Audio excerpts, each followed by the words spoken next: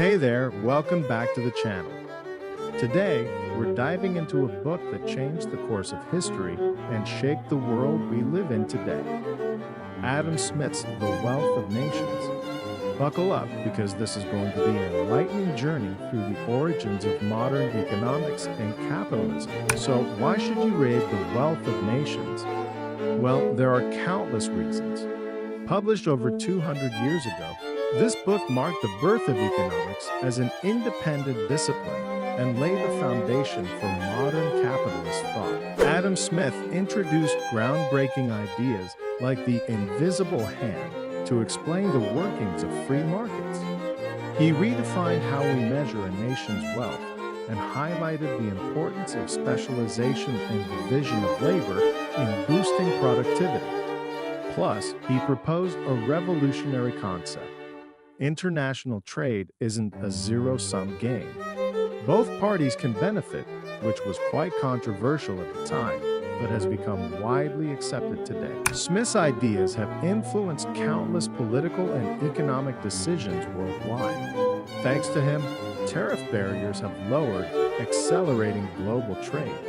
Modern economics and the interconnected world of commerce owe a great deal to this hefty 950-page classic. Even if you're not into deep economic theories, flipping through The Wealth of Nations can give you a clearer view of our world. But let's get real for a moment. This book is a tough read. The language is the first major challenge. Written in a time when economic terminology didn't exist, Smith had to draw from everyday experiences and basic logic to build his arguments, often taking dozens of pages to make a single point. For example, Smith argues that people trade not out of generosity but out of self-interest. He illustrates this with a relatable example. It is not from the benevolence of the butcher, the brewer, or the baker that we expect our dinner, but from their regard to their own interest. Simple and clear, right? Another quirky example compares humans to dogs. Smith suggests that human differences are minor compared to those between different dog breeds. Philosophers and porters, despite their differences, can trade and benefit from each other's goods, unlike dogs who can't trade their unique traits. This humorous analogy drives home the benefits of trade in human society. These lively expressions make The Wealth of Nations an enjoyable read, even though such colorful language is rare in today's serious economic papers. So, who was Smith arguing against? Mainly the mercantilists, who believed in high tariffs and self-sufficiency to make nations wealthy. Smith saw this as outdated and flawed, leading to policies that stunted economic growth. His book aimed to overturn these old ideas and promote new economic thinking. Reading The Wealth of Nations with historical context helps us appreciate its revolutionary insights. Imagine it as a photographic negative. Only through the right chemical reaction, with history as our developer, does its full picture emerge. In our course, we'll use the clash between Smith's ideas and mercantilism as a framework to explore the book. The Wealth of Nations is divided into 5 main sections, covering everything from the basics of value and wealth to the role of the state in economic activities. We'll break this down into 5 lectures. The first 2 will cover the foundational theories. The third will focus on the famous invisible hand. And the fourth will discuss Smith's views on different social classes, particularly workers and capitalists. Finally, we'll look at the role of government and how Smith's ideas apply today. So, let's open this classic book and explore the revolutionary ideas that have shaped our modern world. Stay tuned for our deep dive into Adam Smith's The Wealth of Nations. Hey everyone, welcome to our new series where we dive deep into Adam Smith's The Wealth of Nations. Today, we're kicking off with a fundamental question. What exactly is a nation's wealth? Let's get started. Measuring national wealth.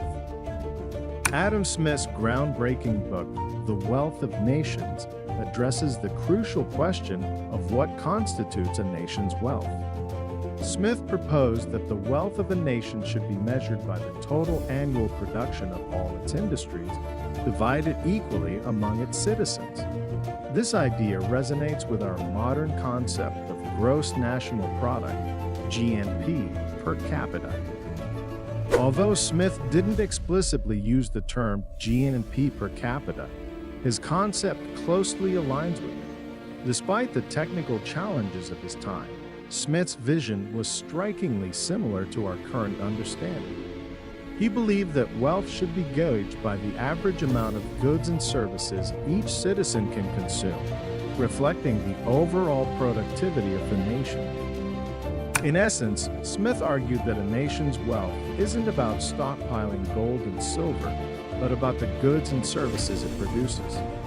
This was a revolutionary idea at the time, contrasting sharply with the prevalent mercantilist view that equated wealth with the accumulation of precious metals.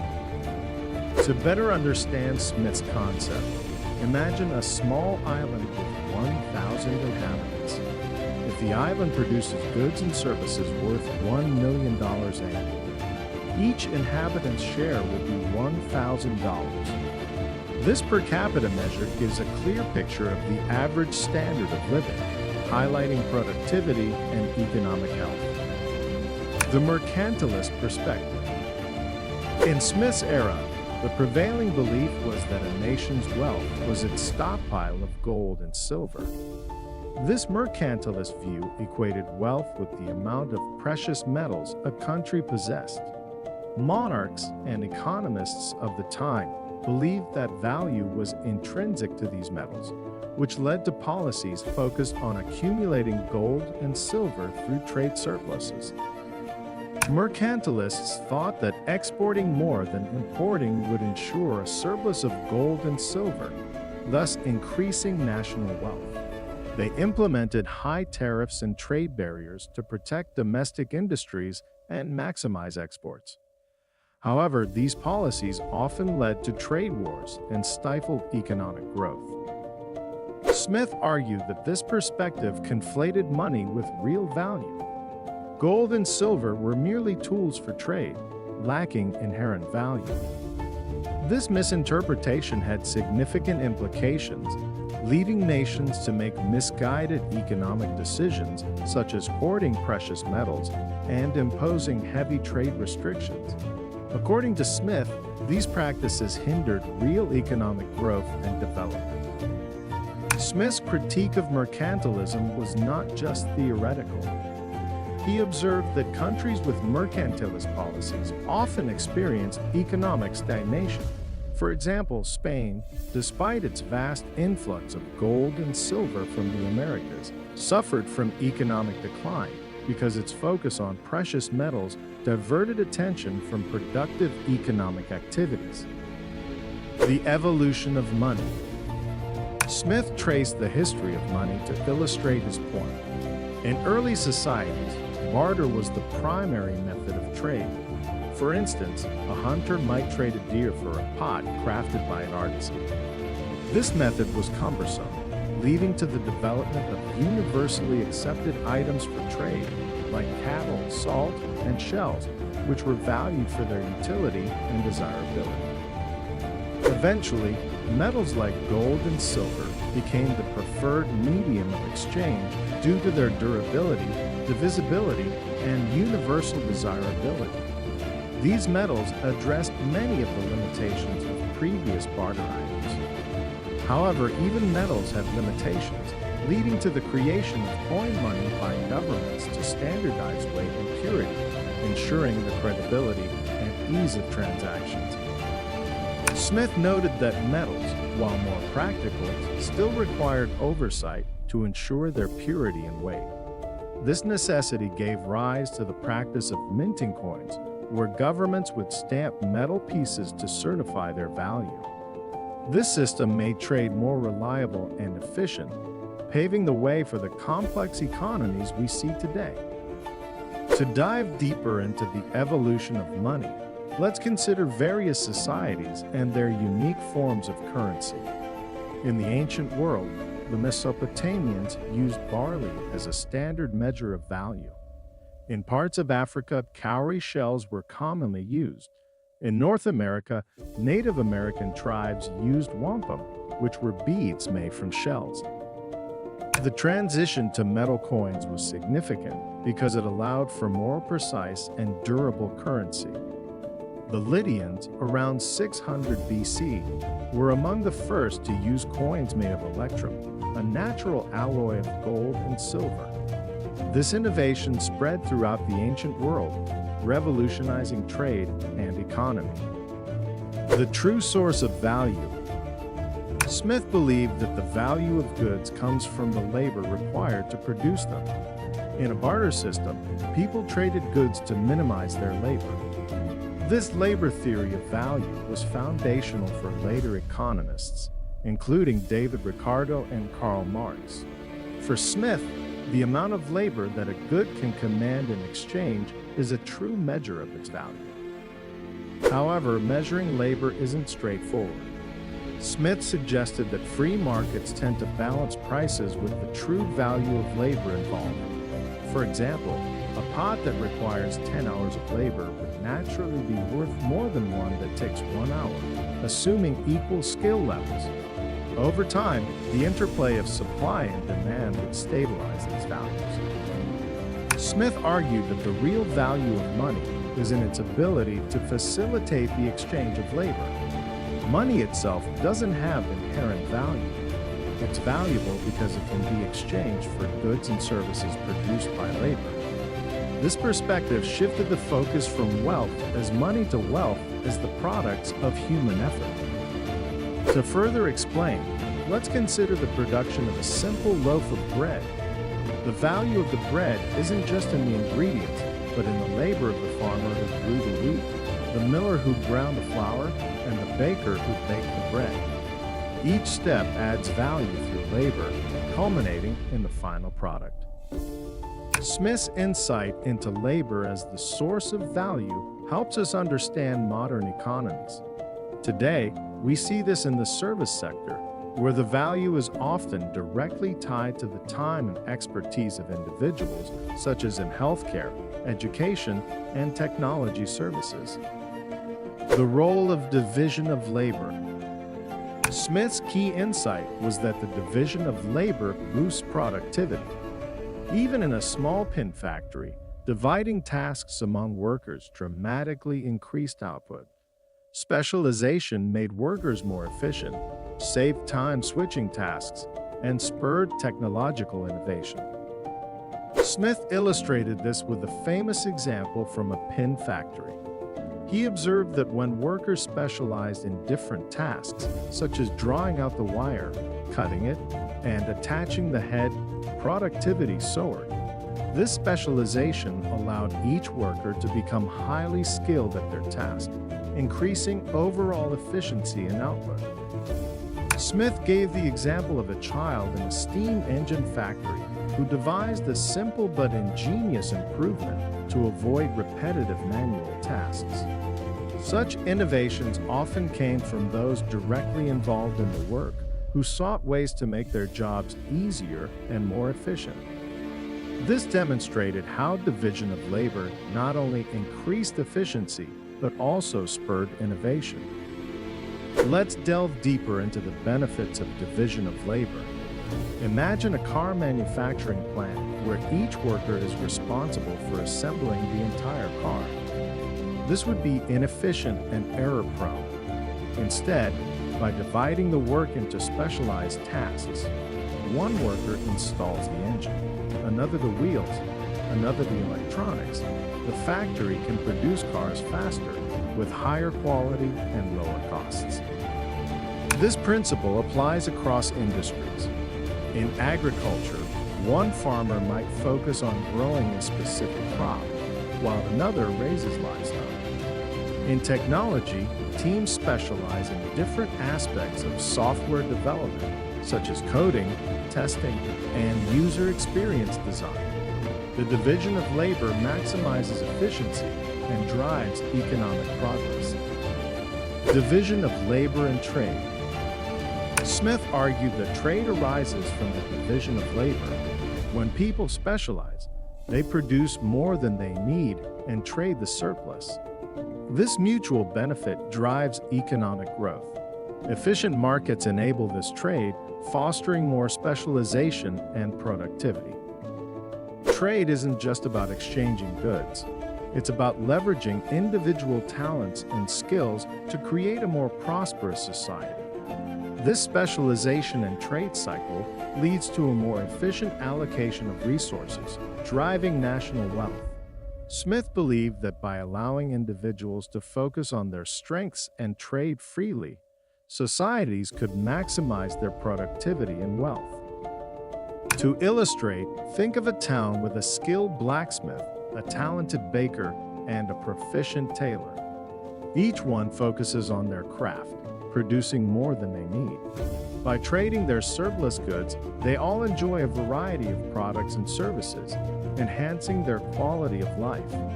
This interdependence fuels economic growth and social cohesion. On a larger scale, countries engage in international trade based on comparative advantage. For example, a country with fertile land might specialize in agriculture, while another with advanced technology focuses on manufacturing. By trading, both countries benefit from each other's strengths, leading to a more efficient global economy. Markets' role in division of labor.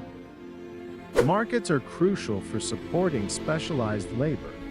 In dense urban areas, specialized professions thrive because there's a large, diverse customer base. In contrast, in sparsely populated rural areas, people must be generalists, doing many tasks themselves. Smith observed this dynamic in Scotland, where small villages had generalist workers, while bustling ports like his hometown of Kirkcaldy supported highly specialized trades. The market size and diversity directly influence the extent of labor specialization and productivity. The larger and more diverse the market, the more opportunities for specialization. This in turn enhances productivity and economic growth. Smith's observations underscored the importance of vibrant markets in fostering economic development. To further understand this, consider the difference between a small town and a major city. In a small town, a single store might sell groceries, hardware, and clothing because there aren't enough customers to support specialized shops. In a major city, however, there are separate stores for each category, allowing for greater specialization and efficiency. Moreover, large markets attract innovation. In cities, businesses compete to offer better products and services, driving technological advancements and improving quality of life. This competitive environment encourages continuous improvement and adaptation to changing consumer needs. Conclusion: Smith's revolutionary ideas shifted the focus from accumulating precious metals to enhancing production through labor. He argued that real wealth lies in the goods and services produced by a nation's workforce, not in its stockpile of gold and silver. This fundamental shift in perspective laid the groundwork for modern economic theory and policy. Smith's insights into the division of labor, the true source of value, and the role of markets remain foundational principles in economics today. His work paved the way for a deeper understanding of how economies grow and develop. As we move forward in this series, we'll explore how nations can boost their wealth by increasing productivity and encouraging efficient markets. We'll delve into specific strategies and policies that can help foster economic growth and prosperity. In the next lecture, we'll explore how nations can boost their wealth by increasing productivity and encouraging efficient markets. Stay tuned. Remember to like, comment, and subscribe for more insights into the wealth of nations. See you in the next video. How does a nation's wealth grow? Hello everyone, welcome back to the series, The Wealth of Nations. In our last video, we explored Adam Smith's foundational idea that the true value of goods is derived from the labor involved in their production. Today, we'll delve into how a nation's wealth can grow. Let's get started. Division of labor increases productivity. Adam Smith asserted that the key to increasing productivity is the division of labor. While this concept may seem commonplace to us today, living in a highly specialized and collaborative society, it was a novel insight in Smith's time. Smith's The Wealth of Nations was published on March 9, 1776, coincidentally just one day after James Watt's improved steam engine began production. Although the Industrial Revolution was just beginning, Smith's observations on the division of labor were groundbreaking. Interestingly, Smith and Watt were both alumni of the University of Glasgow and had a good relationship. Watt's first job at the university was arranged by Smith. Despite this connection, Smith mentioned the steam engine only once in his 950-page manuscript.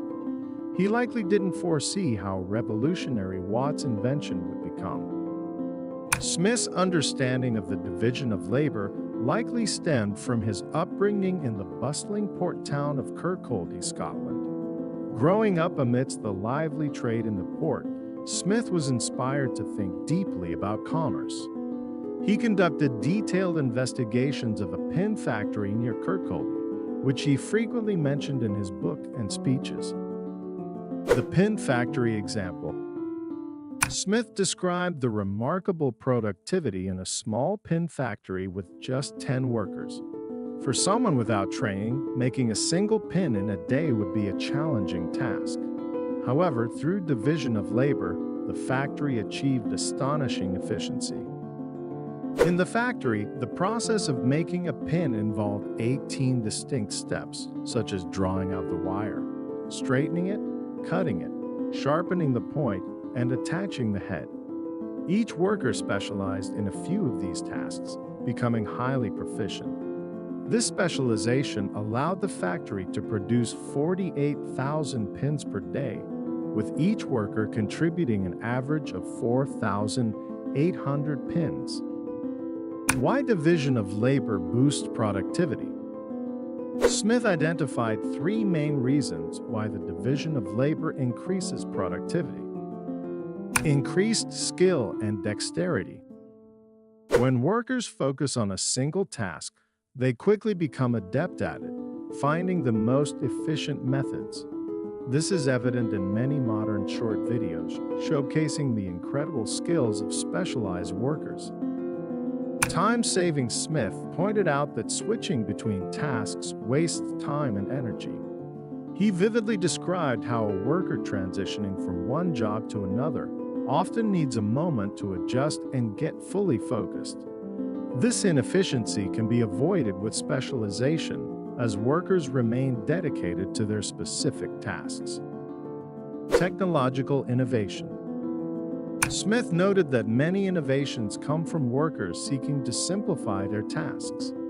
He cited the example of a child in a steam engine factory who devised a way to automate a repetitive task using a simple string mechanism. This small innovation was retained in later versions of the steam engine.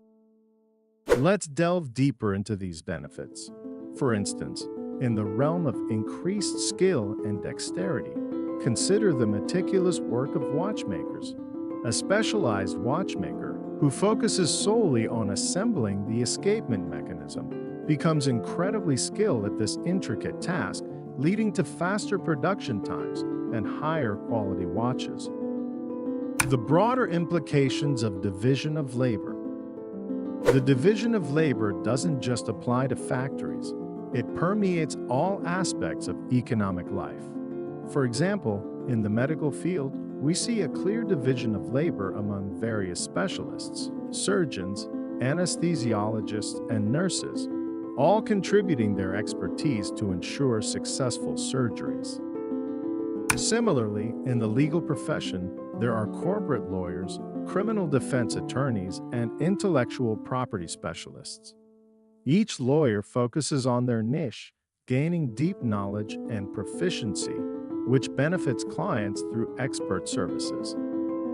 In agriculture, the division of labor can be seen in large-scale farming operations. Some workers may focus on planting, others on irrigation, and still others on harvesting. This specialization ensures that each task is performed by those best suited for it, maximizing efficiency and yield. Trade originates from division of labor. Smith argued that division of labor not only boosts productivity, but also gives rise to trade. In early societies, people traded to obtain goods they were less efficient at producing. For example, a hunter would trade his game for a pot made by an artisan, leveraging their respective skills. If everyone was equally skilled at all tasks, trade would be unnecessary. It's the specialization and efficiency in specific tasks that create the need for exchange. Trade allows people to benefit from each other's labor, creating a win-win situation and fostering economic growth. To illustrate, imagine a small village where one person is particularly skilled at baking bread while another excels at making shoes. The baker trades bread for shoes, allowing both to enjoy the fruits of specialized labor without having to produce both items themselves. This simple trade enhances the quality of life for both individuals. The positive feedback loop of division of labor and trade. Smith highlighted a positive feedback loop between division of labor and trade. As people specialize and produce surplus goods, they trade these for other goods and services, encouraging further specialization and improving overall productivity. Consider a potter who makes high-quality pots. By trading these pots for food, tools, and other necessities, the potter can focus more on improving pottery techniques, leading to even better and more diverse products. This continuous cycle of specialization and trade drives economic development. On a larger scale, international trade functions similarly. Countries specialize in producing goods where they have a comparative advantage. For example, a country with rich mineral resources might focus on mining, while a country with advanced technology might specialize in electronics. By trading, both countries benefit from each other's strengths, fostering global economic growth. The role of markets in supporting division of labor. Effective markets are essential for the division of labor. In large urban areas, the diverse and dense population supports specialized professions. Conversely, in rural areas with sparse populations, people often need to be generalists, handling multiple tasks to meet their needs. Smith observed that in Scotland's remote Highland villages, individuals performed many roles out of necessity. A farmer might also be a butcher, baker, and brewer. In contrast, in more populous areas like Kirkcaldy, specialization was feasible, allowing individuals to focus on specific tasks and trades. How markets enhance specialization. Larger markets provide more opportunities for specialization. In cities, the high demand and diverse needs support a wide range of specialized trades and professions, leading to greater efficiency and innovation. This vibrant market environment encourages continuous improvement and adaptation to meet consumer demands. For instance, a city might have various specialized shops, each focusing on specific products like shoes, books, or electronics. This specialization ensures better quality and service, benefiting both producers and consumers. Moreover, large markets attract innovation. In cities, businesses compete to offer better products and services, driving technological advancements and improving quality of life. This competitive environment encourages continuous improvement and adaptation to changing consumer needs. Real-world examples of division of labor and market support. Let's look at some real-world examples that highlight the importance of division of labor and market support. In Silicon Valley, the technology hub of the world, we see an incredible division of labor. Software engineers, hardware developers, UX/UI designers, and project managers all work together, each focusing on their specialized tasks. This division of labor has led to rapid innovation and the production of world-changing technologies. In the automotive industry, companies like Toyota have perfected the art of division of labor through the Toyota production system. Each worker on the assembly line has a specific task, contributing to the overall efficiency and quality of the final product. This system has been so successful that it has been adopted by manufacturers worldwide. In the fashion industry, brands like Zara have streamlined their production processes through division of labor. Designers focus on creating new styles, while other teams handle sourcing materials, production, logistics, and retail. This efficient division of labor allows Zara to quickly respond to changing fashion trends and consumer demands. Conclusion: Smith's insights on the division of labor and the importance of markets laid the foundation for modern economic thought.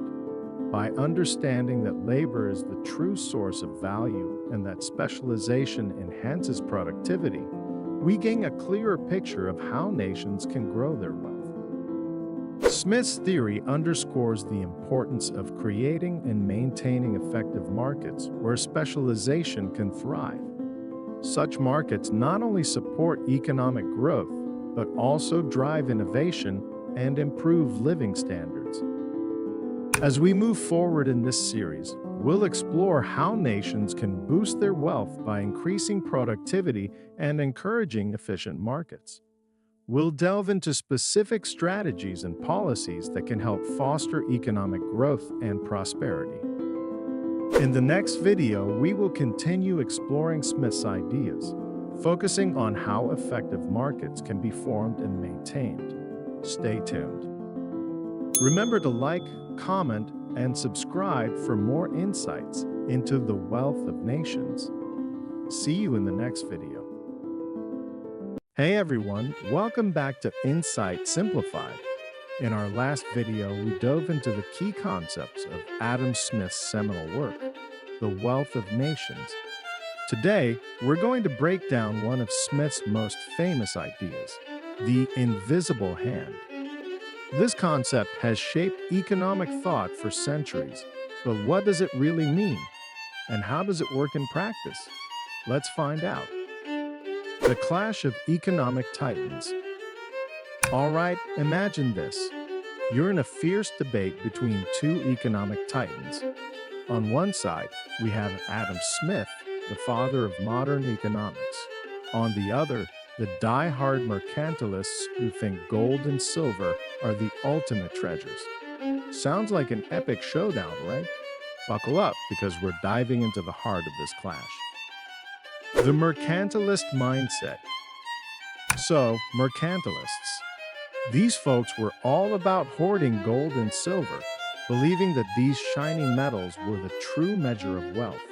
For them, trade was a zero-sum game. One country's gain was another's loss. It's like they saw the world as a giant monopoly game, where every transaction was a high-stakes competition.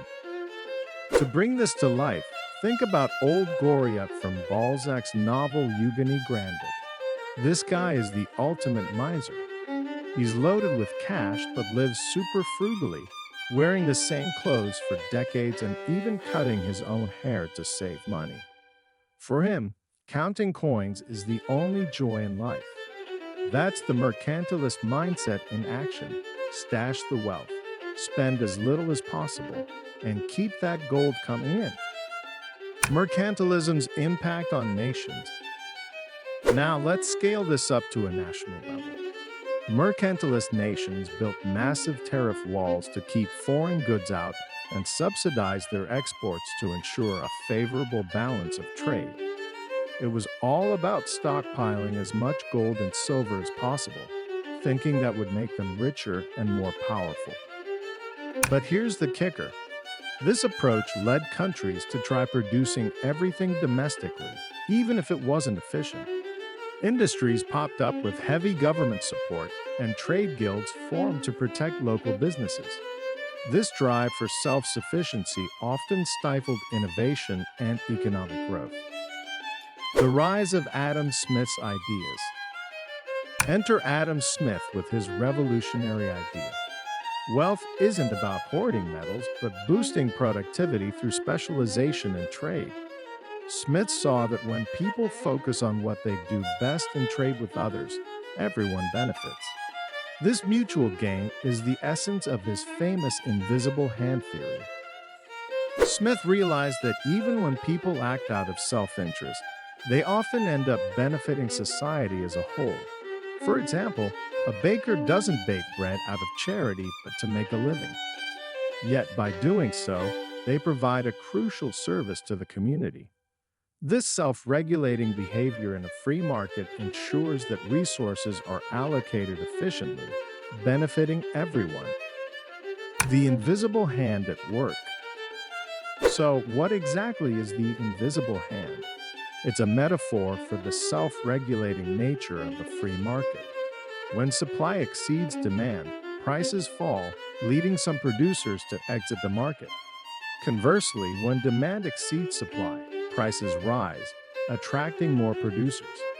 This constant adjustment leads to an optimal distribution of resources without the need for central planning. Imagine a bustling market. If apples are in short supply, their price goes up, encouraging more farmers to grow apples. If there's an oversupply, prices drop, and some farmers switch to other crops. This dynamic balance is the invisible hand in action. Misconceptions and clarifications. It's crucial to note that Smith didn't advocate for a completely hands-off approach by the government. He acknowledged that certain situations require intervention, such as protecting national security, providing education, and building infrastructure. These areas, Smith argued, are essential for a functioning society and a thriving economy. Diving deeper. Examples of the invisible hand. Let's dive deeper into some real-world examples of the invisible hand at work. Take the tech industry, for instance. In the early 2000s, the smartphone market was virtually non-existent. Fast forward to today, and it's one of the most competitive and innovative sectors. Companies like Apple, Samsung, and Google are constantly pushing the boundaries of technology, driven by consumer demand. This competition not only benefits consumers with better products, but also drives technological advancements that spill over into other industries. Another example can be found in agriculture. Farmers respond to market signals when deciding what crops to plant. If there's a high demand for corn, more farmers will plant corn, increasing supply and eventually balancing out the price.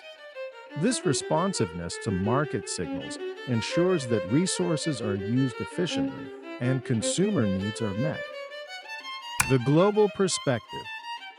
The invisible hand doesn't just work within national borders.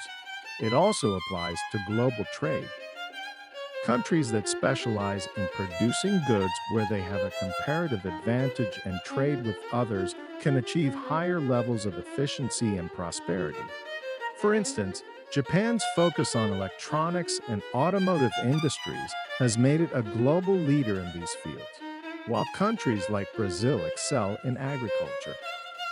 However, the global application of the invisible hand isn't without challenges. Trade imbalances, protectionist policies, and economic nationalism can disrupt the natural flow of goods and services. Smith's theory suggests that reducing these barriers and fostering open markets can lead to greater global economic stability and growth. The role of innovation. Innovation is a critical component of Smith's invisible hand theory. In a free market, Businesses are constantly seeking ways to improve their products and services to gain a competitive edge. This drive for innovation leads to technological advancements and increased productivity, benefiting society as a whole. Consider the energy sector. The quest for more efficient and sustainable energy sources has led to significant advancements in renewable energy technologies. Solar and wind power have become viable alternatives to fossil fuels, driven by market demand and the pursuit of profit. These innovations contribute to a cleaner environment and a more sustainable future. Education and the invisible hand. Education is another area where the invisible hand plays a vital role. As industries evolve, the demand for new skills and knowledge grows. Educational institutions respond by offering programs that equip students with the skills needed in the job market. This dynamic ensures that the workforce is continuously adapting to meet the needs of the economy. For example, the rise of the tech industry has led to a surge in demand for computer science and engineering graduates. Universities have responded by expanding their STEM, science, technology, engineering, and mathematics programs. This alignment between education and market demand helps maintain a skilled workforce that can drive economic growth. AI as the modern invisible hand. Now let's bring it to the 21st century. Imagine the invisible hand powered by artificial intelligence. AI is transforming industries by optimizing supply chains, personalizing customer experiences, and predicting market trends. It's like having a supercharged invisible hand guiding the economy. Take e-commerce giant Amazon. They use AI algorithms to manage inventory, predict consumer behavior, and recommend products. This not only makes shopping more convenient for us, but also ensures that resources are used efficiently, aligning supply with demand almost perfectly. In healthcare, AI is being used to analyze vast amounts of data to predict disease outbreaks, personalize treatment plans, and even assist in surgeries. This improves patient outcomes and makes the healthcare system more efficient. In the financial sector, AI helps detect fraud, assess credit risks, and automate trading. These applications ensure a more stable and secure financial system, benefiting both businesses and consumers. Addressing criticisms of the invisible hand. While the invisible hand theory is widely celebrated, it's not without its critics. Some argue that relying solely on market forces can lead to inequalities and market failures. For instance, essential services like healthcare and education might not be accessible to everyone if left entirely to the market. Smith himself acknowledged these limitations. He believed that government intervention is necessary in certain areas to ensure social welfare and equity. For example, public goods like national defense and infrastructure require government provision because they benefit everyone and cannot be efficiently provided by the market alone. The invisible hand in modern economics. In modern economics, the invisible hand continues to influence policy and theory. Economists use it to justify market-based approaches to solving economic problems. However, the debate between free markets and government intervention persists, with each side presenting compelling arguments. In the digital age, the invisible hand faces new challenges. The rise of big tech companies has sparked concerns about monopolies and market dominance. Governments worldwide are grappling with how to regulate these giants while preserving the benefits of innovation and competition. The ethical dimension. Beyond economics, the invisible hand has an ethical dimension. It suggests that individuals pursuing their self-interest can contribute to the greater good. However, this raises questions about corporate responsibility and ethical behavior in business. Corporations wield significant power and influence, and their actions can have far-reaching consequences. Ethical business practices, corporate social responsibility, and sustainability initiatives are ways companies can ensure their pursuit of profit aligns with societal well-being. Conclusion: the legacy of the invisible hand. The invisible hand theory marked a significant shift from mercantilist thought. It emphasized the benefits of open markets and free trade, laying the groundwork for modern capitalism. While mercantilism had its time and place, Smith's ideas paved the way for a more dynamic and interconnected global economy. In our next episode, we'll explore how Adam Smith's theories address the roles of labor and capital in society. How did he view the relationship between workers and employers? Stay tuned to find out. If you enjoyed this deep dive into economic history and theory, make sure to hit that like button and subscribe to our channel, Insight Simplified. Don't forget to ring the bell so you never miss an update. Let us know in the comments what you think about the invisible hand and its impact on today's economy. See you next time. Hey everyone, welcome back to Insight Simplified, your go-to channel for breaking down complex economic theories into bite-sized, pizza-flavored nuggets of wisdom. In our last episode, we delved into Adam Smith's renowned free market theory. Today, we're going to look at how Adam Smith categorizes the roles we play in the economy and what specific suggestions he has for economic activities. Spoiler alert, it's as fascinating as trying to choose toppings for your ultimate pizza. The three roles in economic life. Adam Smith had a nifty way of simplifying the complex web of economic activities by classifying everyone into three roles: workers, capitalists, and landowners. Workers are the folks who provide labor. They are like the chefs in our pizza analogy, putting in the hard work to create something valuable. Capitalists supply capital, which isn't just money, but also includes resources like raw materials and equipment. Think of them as the investors who buy the best ovens and freshest ingredients to make the pizzas. Landowners provide land and receive rent in return.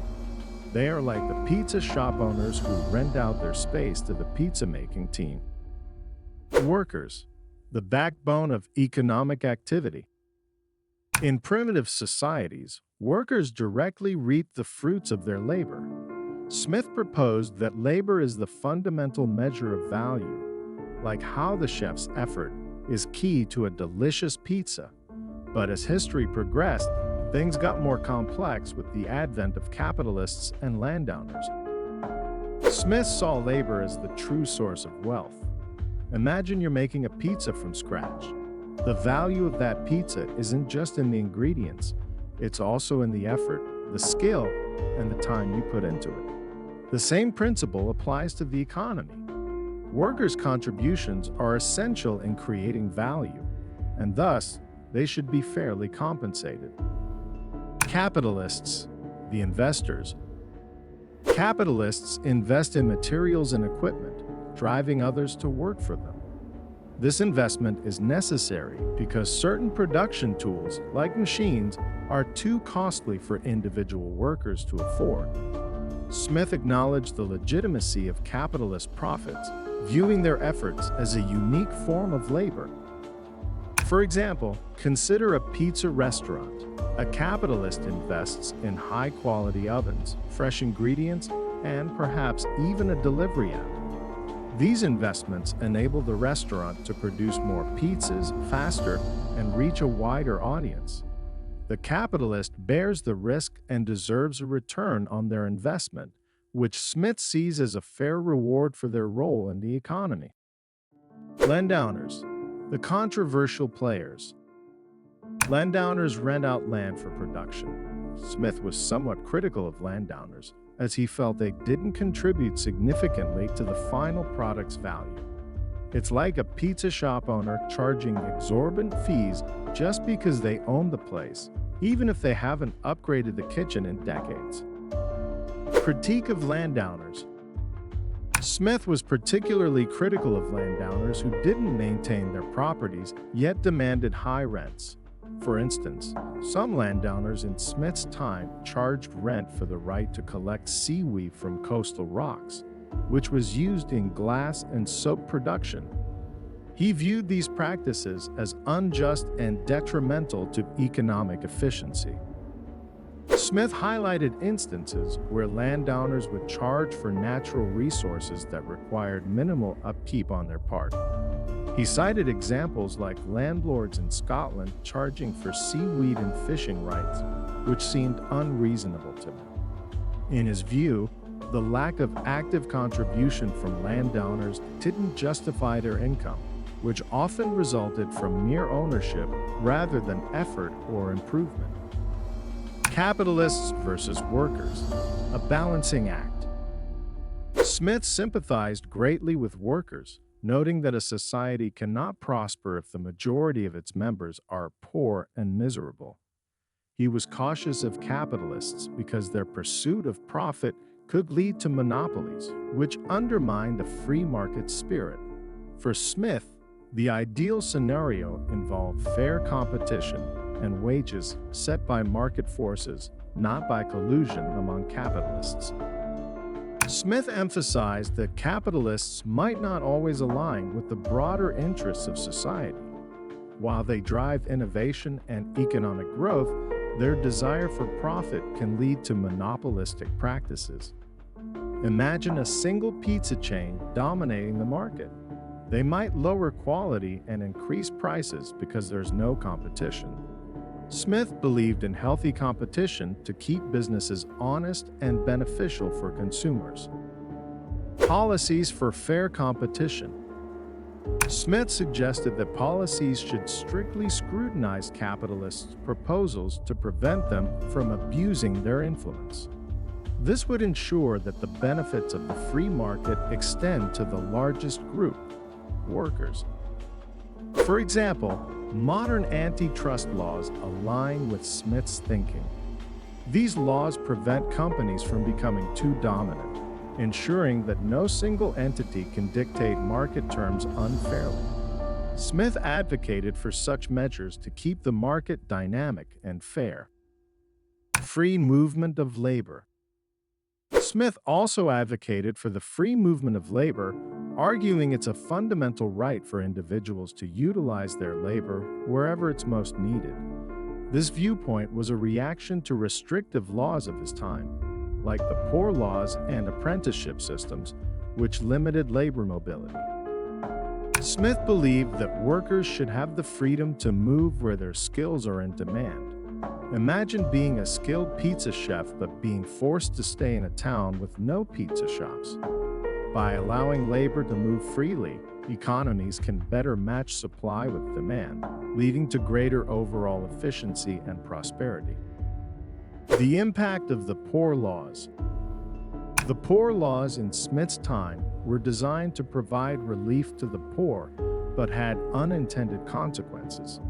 They restricted the movement of laborers, as local parishes were responsible for their poor. This meant that parishes discouraged outsiders from settling in their area to avoid additional financial burdens. Smith saw this as a barrier to economic freedom and efficiency. The apprenticeship system. Similarly, the apprenticeship system required individuals to undergo lengthy apprenticeships to enter certain trades. While intended to ensure skill quality, it also restricted labor market entry and mobility. Smith argued that such barriers prevented the optimal use of human capital and hindered economic progress. Smith's vision for land use. Smith advocated for a more dynamic land market. He admired the land policies in the American colonies, where land was more freely bought and sold. This contrasted with the rigid landholding patterns in Britain, where large estates were passed down through generations without much change. Smith believed that making land more accessible would increase its productive use and benefit the economy as a whole. The ethical dimension. Smith's advocacy for labor rights also had an ethical component.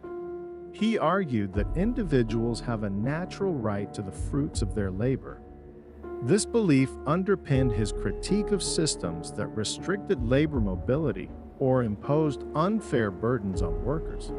For Smith, economic policies should not only aim for efficiency, but also respect the fundamental rights of individuals. Conclusion: Smith's vision for a fair economy.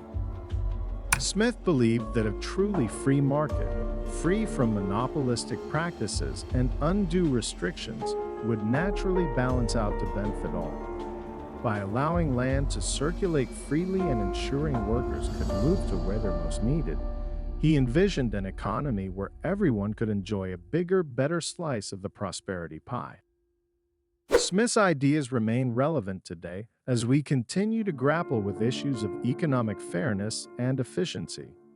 His insights remind us that while markets are powerful tools for generating wealth, they must be guided by principles of fairness and justice to truly benefit society. So, what's your take on Adam Smith's views? Do you think today's economic policies align with his vision? Let me know in the comments below. And don't forget to hit that like button, subscribe to Insight Simplified, and ring the notification bell so you never miss out on our deep dives into economic theories. Until next time, keep questioning, keep learning, and keep enjoying those pizzas of knowledge. Hey there, folks! Welcome back to another episode of Insight Simplified.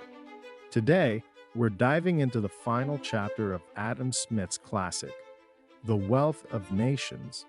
What role does Smith believe the state should play in the economy? Let's find out. First up, foreign trade.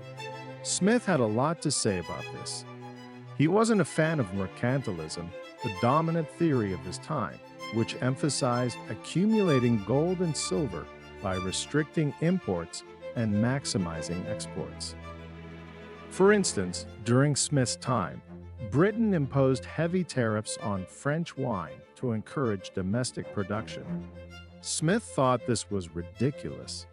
Producing quality wine in the UK was way more expensive than importing it from France.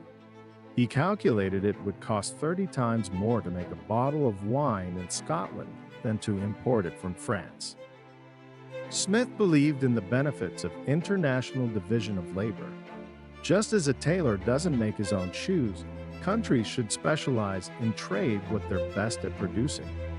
Think of it like ordering pizza. You don't need to grow your own wheat, tomatoes, and cheese to enjoy a delicious slice. Instead, you rely on your favorite pizzeria to deliver it to your doorstep while you focus on what you do best, whether that's coding, teaching, or even YouTubing. In Smith's vision, Britain should export whiskey and import French wine, a win-win situation for both nations. This idea is much like modern global supply chains where different countries contribute to making a single product, like an iPhone. Parts are sourced from all over the world, screens from South Korea, chips from Taiwan, assembly in China, and the final product is sold globally. But Smith wasn't completely against tariffs. He argued they were necessary in certain situations. For example, industries critical to national defense should be protected. This is similar to how many countries today treat the defense industry or technology sectors crucial for national security. For example, the U.S. has strict regulations on technology exports to prevent sensitive information from reaching potential adversaries. Also, tariffs could be used to ensure fair competition when domestic products were heavily taxed, or to retaliate against countries that imposed unfair trade barriers against British goods. It's like a game of chess where each move, or tariff, is carefully planned to protect one's interests. However, Smith warned that tariffs are a double-edged sword. They can lead to higher prices for consumers and potential trade wars. Think of it like putting a toll on every road in your city. It might protect local businesses from outside competition, but it would also make daily commutes more expensive and inconvenient for everyone. So, while the state has the responsibility to regulate foreign trade, it must do so with caution. Next up, national defense and domestic security. Smith argued that the costs of national defense should be borne by the state, meaning all citizens. Why? Because soldiers can't engage in productive labor while defending the nation. They need support from those they protect. Imagine a community where everyone takes turns guarding the village against wolves at night. While on guard duty, these villagers can't farm, cook, or build. Therefore, it's only fair that everyone contributes to their upkeep since their safety depends on these guards. Domestically, the state must also protect citizens from internal threats like theft. Smith speculated that the earliest governments formed to protect private property from theft. He might not be a professional historian, but his idea has influenced political economy significantly. If Smith's guess is right, then governments primarily exist to safeguard people's property. Without government protection, people can't safely pursue wealth, and capital accumulation, crucial for economic growth, becomes impossible. It's like running a business in a crime-ridden neighborhood. Without security, you'd be too worried about theft and vandalism to focus on growth and innovation. Maintaining internal order is a fundamental government duty. It's the reason we have police forces today, to ensure that citizens can live and work without constant fear of crime. Just imagine if we had to personally hire security guards to protect our homes 24/7. It would be both expensive and impractical. Moving on to infrastructure development. Smith argued that such projects should be undertaken by the state because they require massive capital investments with slow returns. In his time, large-scale industrial production hadn't begun, and private investors were unlikely to fund infrastructure projects.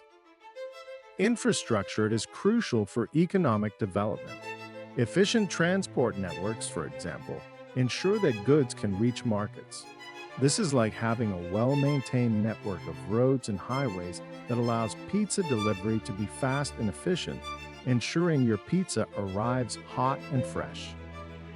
While some infrastructure can be self-sustaining through user fees, like toll roads and railways, others, like public roads and streetlights, can't charge users directly. Imagine if every streetlight required a coin to operate. It would be impractical and inconvenient for everyone. Smith proposed that infrastructure costs should be covered by taxes, following the principle that those who benefit should pay.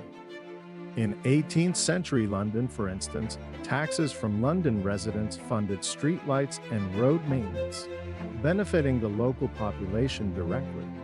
It's like using local taxes to fund public schools, ensuring that the community benefits directly from the investments. Today, we see this principle in action with projects like public transit systems funded by city taxes. These systems improve urban mobility, reduce traffic congestion, and provide a greener alternative to driving. Let's take a modern example: smart cities. These cities use technology to improve urban living, from traffic management systems to smart grids for energy distribution. For instance, in Singapore, the government has implemented smart traffic lights that adapt to real-time traffic conditions, reducing congestion and improving travel times. While the initial investment is significant, the long-term benefits, reduced congestion, lower energy consumption, and improved quality of life, make it worthwhile.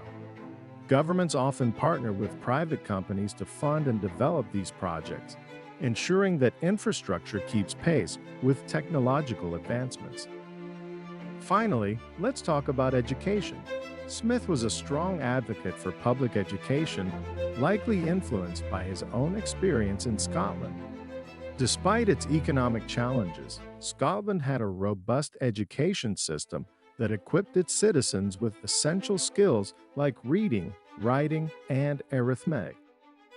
Smith saw education as a way to correct some negative effects of economic development.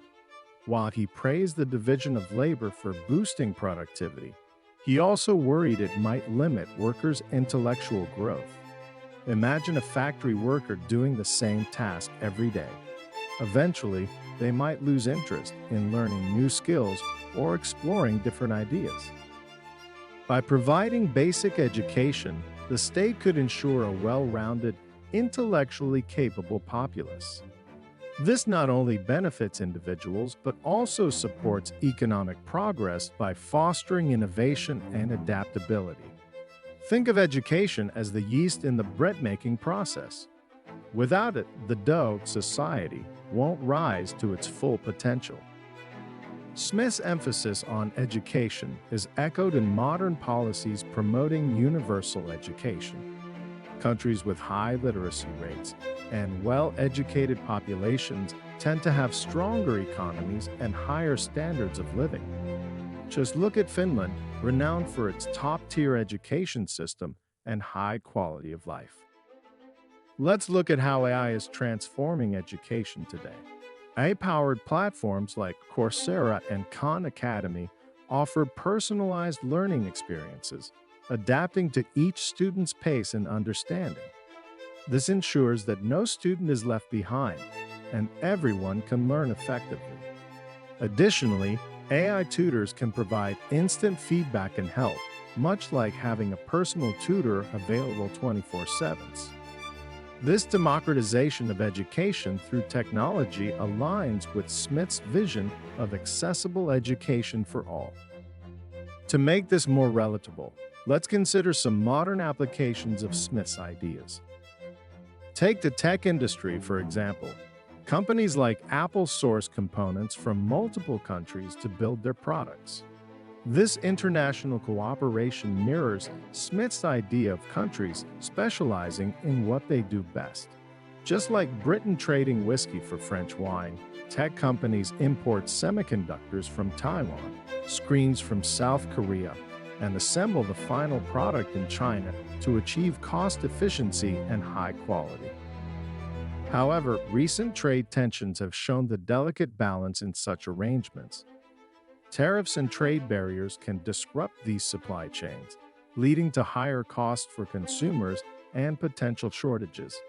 Smith's caution about the dangers of tariffs is more relevant than ever. In terms of national defense, think about cybersecurity. As our world becomes more digital, protecting against cyber threats is as crucial as traditional military defense. Governments invest heavily in cybersecurity measures to protect critical infrastructure and sensitive information. This modern application of Smith's ideas highlights the evolving nature of national defense responsibilities.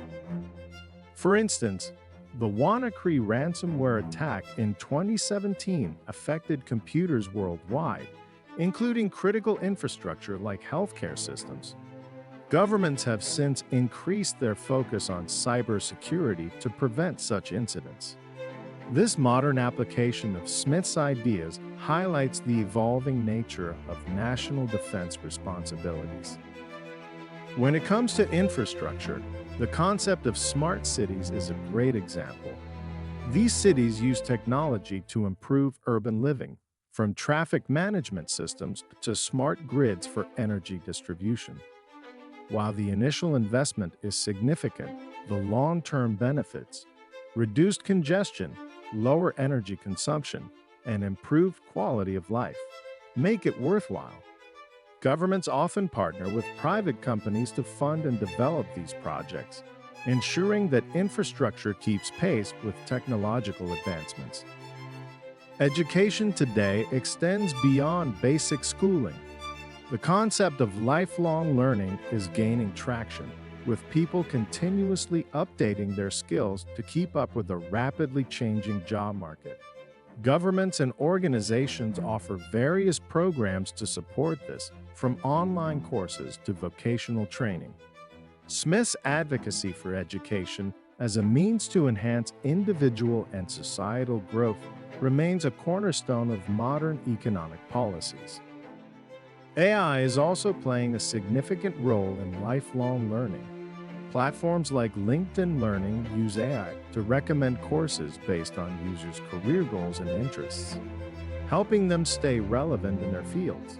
This continuous learning model ensures that workers can adapt to new technologies and market demands, much like Smith envisioned for a dynamic and progressive society. To wrap up, Smith believed the state should regulate foreign trade carefully, maintain national defense and internal security, develop essential infrastructure, provide basic education to its citizens. Adam Smith's ideas laid the groundwork for modern economic thought. Though written 300 years ago, his insights continue to influence how we think about the role of government and the economy. From the global supply chains that bring us everyday products to the smart city initiatives shaping our future, Smith's principles are more relevant than ever. Thanks for joining me on this journey through the wealth of nations. If you enjoyed this video, give it a thumbs up and don't forget to subscribe to Insight Simplified for more deep dives into classic works and contemporary issues. Until next time, keep questioning, keep learning, and keep exploring.